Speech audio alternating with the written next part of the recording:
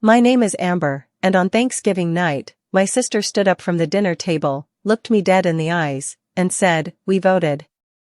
You're not family anymore." 5 minutes later, I placed a folder on the table that destroyed everything she built. If you've ever been treated like the black sheep, the outcast who never fit in, then this story is going to hit hard. So hit that like button, subscribe, and stay till the end, because you're about to witness one of the most satisfying Thanksgiving revenges ever told. For as long as I can remember, I was the ghost of our wealthy Boston family, seen, but never really there. My parents, Margaret and Richard, ran a fine art gallery, one of those marble-floored, chandelier-filled places where champagne was poured at noon and conversations always ended with money. My sister, Natalie, was their masterpiece. She was everything I wasn't: blonde, confident, married to a banker, and endlessly adored. Meanwhile, I was the practical one. The girl who fixed things, who worked quietly behind the scenes, and who was told, almost like a compliment, "You've always been independent, Amber." But independence was just their way of saying we don't have to care about you. When I was 13, Mom framed Natalie's painting in the center of our living room, a big, swirling mess of pastels she called Emotional Symphony. It looked like someone had cried on the canvas. I still remember her saying, "Amber, maybe someday you'll find your own talent." I did. Just not the kind they could brag about over wine and hors d'oeuvres. I became an art authenticator, the kind of expert who verifies whether a painting is real or fake. Ironically, the skill my family dismissed as nerdy nonsense would later bring them to their knees. But back then, I was just trying to survive them. Every Thanksgiving, our family gathered in that same glittering dining room, mahogany table, gold-trimmed plates, and a chandelier that made even the turkey look royal. Except for me. I was always the afterthought. Natalie sat at the head with her husband, Thomas.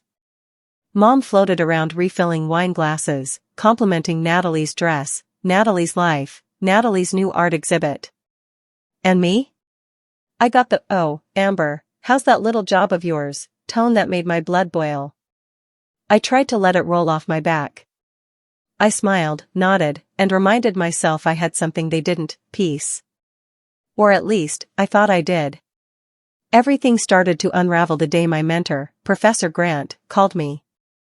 "Amber, I need your eyes on a private collection." Discreetly. "There's something off." The moment I saw the paintings, my stomach flipped. They were all signed by an artist whose work I'd studied for years, Henri Verdaux. But Verdaux's brushwork was unmistakable, and this wasn't it. Whoever forged these paintings was good. Too good. As I inspected them, I noticed something strange, a small, repetitive flaw hidden in each signature. A loop that shouldn't exist. I traced the pigment under my microscope and froze. The material was modern, barely 2 years old. Verdaux had been dead since 1968. I looked closer at the gallery labels. Owned by the Hollis Collection. Hollis. My family's gallery. At first, I thought it was coincidence. Maybe a buyer resold it. Maybe it was an error. But the more I dug, the darker it got. Invoices. Transfers. Restoration requests. All signed by Natalie Hollis, my sister. She'd been passing off fake Verdaux pieces as real, selling them for millions. And the best part? My parents either didn't know, or didn't care. Their perfect daughter was funding their lifestyle with forged art. I could have exposed her right then, but something stopped me. Revenge wasn't about rage, it was about timing. So I kept quiet, gathering everything: provenance reports, pigment analysis, sale records. Every lie she'd ever painted. Then Thanksgiving came. That night, I wore a simple black dress. No designer label, no diamonds. As usual, Natalie arrived late, wrapped in fur, dripping gold, laughing too loud. Mom greeted her like royalty. "There's my brilliant girl." Then looked at me. "Oh, Amber, you could have dressed up a bit." I smiled. I didn't realize we were competing for a crown tonight. The table went silent for half a second before Natalie's smug voice cut in. "Oh, come on, Amber. Don't be jealous just because we actually have a life." Her husband chuckled. My fork clenched midair. But that wasn't even the worst part. After dinner, when the conversation turned to the gallery's new success, Natalie raised her glass. "Family means everything," she said. Then looked right at me. "Well, almost everything." And that's when she dropped it. "Actually," she said, her voice sweet as poison, "we had a little family talk. Mom, Dad, Thomas, and I. We voted, you're not family anymore." Laughter. Mocking. Mom's awkward giggle, Dad's averted eyes. Something inside me clicked, cold, sharp, final.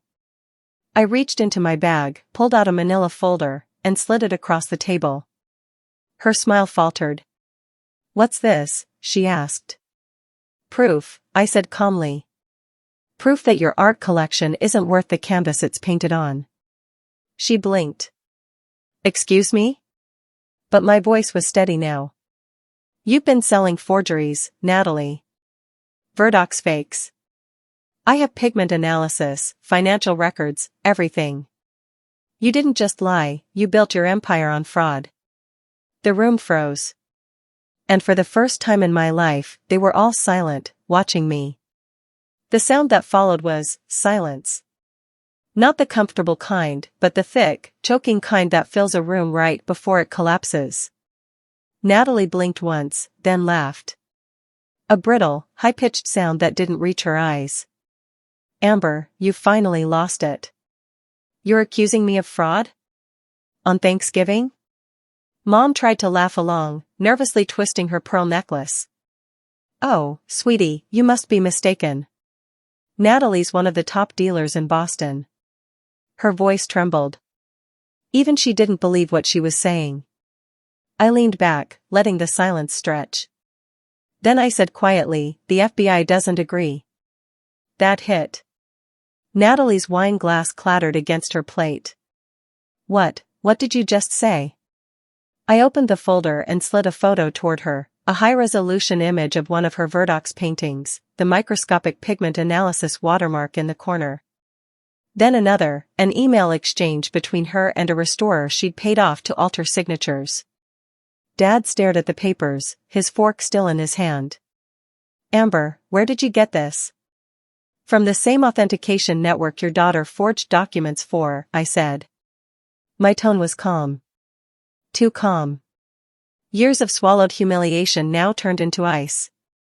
Natalie's face drained of color. You went through my business files?" "I went through Verdox's truth," I said. "And guess what? He didn't paint a single piece you've sold in the past 3 years." Mom gasped. Dad finally spoke, his voice cracking like old wood. "Natalie, is this true?" Natalie's facade wavered. Then she snapped. "Oh, don't act so innocent, Dad. You knew. You loved the money too much to ask questions." The room exploded. Mom's hand flew to her mouth. Dad stood up, his face crimson. "You just dragged our family's name through mud." I just sat there, watching the empire crumble. Every fake smile, every smug look, they all shattered like cheap glass. Natalie turned to me, her voice sharp as a blade. "You think this makes you the hero? You've just destroyed everything. Our reputation, our clients, everything we built." I leaned forward. "You destroyed it, Natalie." I just turned on the light. She lunged to grab the papers, but Dad stopped her. "Don't touch them," he said quietly. "We need to call our lawyer." For the first time, Natalie looked small. Like the paint on her fake canvases, cracking under heat. I gathered my things, my pulse steady. As I reached the door, I turned back one last time. "You said I'm not family anymore," I said softly. "Turns out, that's the best thing you've ever done for me." Then I walked out into the cold November air, leaving them to choke on their own masterpiece of lies. The next morning, I woke up to 32 missed calls. "Mom. Dad. Even Thomas. And Natalie, 15 times. Each voicemail carried the same rhythm of panic. Amber, please, we can fix this. Don't make it public. You're ruining the family name. Funny. A night ago, I wasn't family at all. Now suddenly, I was the only one who could save them. I stared at the morning light crawling across my apartment wall and felt nothing. No satisfaction. No peace. Just a hollow ache that comes after you've waited your whole life for an apology that never arrives. But the silence didn't last long. By noon, the story hit the local Boston art forums. Someone, probably Natalie's assistant, had leaked an internal memo from the Hollis Gallery, trying to spin the scandal. The headline read, "Renowned gallery under investigation for misattributed artwork." No names yet. But I knew it was only a matter of time. Then came the knock on my door. Hard. Urgent. When I opened it, Natalie stood there. No makeup. No smile. Just red eyes and shaking hands. "Amber, please," she said, stepping inside uninvited. "You don't understand what you've done. They're freezing our accounts. Clients are pulling out. We could lose everything." I folded my arms. "Then maybe you shouldn't have sold lies." She slammed her hand against the wall. "You think you're better than me? You always wanted this. To destroy me." Her voice cracked. "I did it for the family. For them. You know how hard Dad pushed me, how Mom worshipped success. I gave them what they wanted." That was the moment I realized Natalie didn't feel guilt. Only fear. Fear of exposure. Fear of losing control. I looked her dead in the eyes. "You didn't do it for them, Natalie. You did it because you couldn't stand that I built something real while you built an illusion." She went silent. Her jaw trembled, and for a brief second, I saw the little girl she used to be, the one who needed approval so badly she'd burn the truth to get it. Then she whispered, "Please. Don't let the authorities get involved. I'll make it right. I'll even cut you in half the gallery. We can call it even." I stepped closer until we were inches apart. "You tried to erase me," I said. "Now I'll erase the lie that made you powerful." Natalie's face went white. "You wouldn't." "Oh, I already did," I said. "They'll be at your office by morning." Her eyes filled with tears, not from remorse, but from terror.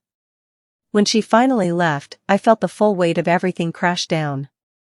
The years of rejection, humiliation, invisibility, gone. But so was any hope of family.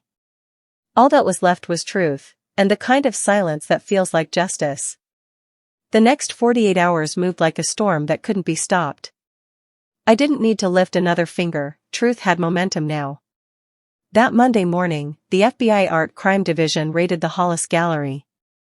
Agents in dark suits walked past the marble pillars while reporters swarmed the sidewalk, cameras flashing like lightning. I watched it unfold from my car across the street, the same place I'd once stood waiting for Mom to let me in through the employee entrance. Not this time. This time, I wasn't invisible. Natalie tried to play it off as a misunderstanding, claiming clerical errors and restoration confusion. But the agents weren't buying it. They had the pigment records. The false provenance sheets. And emails linking her to overseas buyers who'd paid millions for paintings she'd personally signed off on. By noon, her name hit every major news outlet. Boston art dealer under federal investigation for multi-million-dollar forgery scheme. The Hollis family name, once synonymous with elegance, was now synonymous with fraud. Mom called me again that afternoon, sobbing. "Amber, please, you've made your point. You're destroying your sister's life." I took a deep breath. "No, Mom. She destroyed mine a long time ago. I'm just letting the truth speak for itself." That night, I got a message from my old mentor, Professor Grant. "Amber," he wrote, "the Bureau is impressed. They'd like your help as an external consultant. We need your eye." I stared at the screen, a slow smile spreading across my face. For once, my skill, my so-called little job, was being recognized. Meanwhile, Natalie's empire burned. Her accounts were frozen. Her clients sued. Her name blacklisted across the art world. And the irony? Many of those fake Verdox paintings were returned to me, for authentication. I was now working with the same institution she once fooled. A month later, I received an invitation to a charity auction at the Museum of Fine Arts. Ironically, it was hosted by a sponsor who had cut ties with the Hollis Gallery. When I arrived, dressed in a sleek black gown and silver earrings, whispers followed me, not in pity this time, but in respect. As I walked past a group of curators, one of them said softly, "That's Amber Hollis, the one who uncovered the forgery case." For a moment, I felt something warm spread through me. Not pride. Not revenge. Just peace. Across the room, I noticed Mom and Dad standing awkwardly near the back, older, smaller somehow. They didn't approach me. And I didn't need them to. I'd already taken back everything they once denied me: dignity, respect, and power. Justice wasn't loud. It was quiet, precise, and beautifully complete. Just like my work. 6 months later, Boston felt different. Winter melted into spring, and for the first time in years, I could breathe without feeling like I owed someone an apology for existing. The Hollis Gallery had been sold to pay restitution. Natalie's name vanished from every museum directory. Mom and Dad quietly retired to Vermont, no farewell party, no grand exit, just silence. The same silence they gave me my entire life. But I wasn't angry anymore. Just free. My new office overlooked the harbor, sunlight bouncing off the water like silver threads. I'd launched my own firm, Amber Hollis Art Integrity Services, a private consultancy for authentication and art recovery. Within weeks, museums began calling. Galleries requested my analysis. Even the FBI partnership became official. Funny, isn't it? The invisible daughter became the face of truth in an industry built on illusion. One afternoon, as I was cataloging a shipment of 19th-century portraits, a letter arrived. No return address. Inside was a single page, handwritten. Natalie's handwriting. It said, "You were right. I wanted their love so badly I forgot who I was. I lost everything. But I hope you found yourself. Natalie." I sat there staring at it for a long time. For the first time since Thanksgiving, I felt something unexpected: pity. Not for her lies, not for her downfall, but for how far we both had to fall before either of us became real. I folded the letter and tucked it into my archive folder labeled Verdox case. It wasn't forgiveness. It was closure. A month later, I attended an art symposium at the Museum of Fine Arts. When I stepped onto the stage to speak about the ethics of authentication, the audience rose in applause. Among the faces, I spotted my parents near the back again, quiet, hesitant, but watching with pride that words couldn't express. And that was enough. I took a deep breath and began. Truth, like art, has layers. Some people spend their lives painting over what they don't want others to see. But eventually, the cracks show, and when they do, you either restore what's real or lose yourself completely. For the first time, the applause felt genuine. Not the hollow kind I used to fake for Natalie. This time, it was for me. When the event ended, I stepped outside into the crisp night air, Boston lights shimmering on the water. And I smiled. Because revenge isn't always about destruction, it's about reclamation. They took my voice. I gave it back color. They erased me. I became unforgettable. So when people ask me what happened to the Hollis family, I tell them this. They tried to cut me out of the portrait. But I became the frame that held it all together. If you've ever been treated like the outcast, the one who never belonged, remember this. You don't need their validation to be valuable. Sometimes walking away isn't revenge, it's evolution. If Amber's story gave you chills, hit that like button and tell us in the comments, what's the most satisfying justice you've ever witnessed? And don't forget to subscribe for more stories of betrayal, revenge, and redemption, right here on Shadow of Revenge.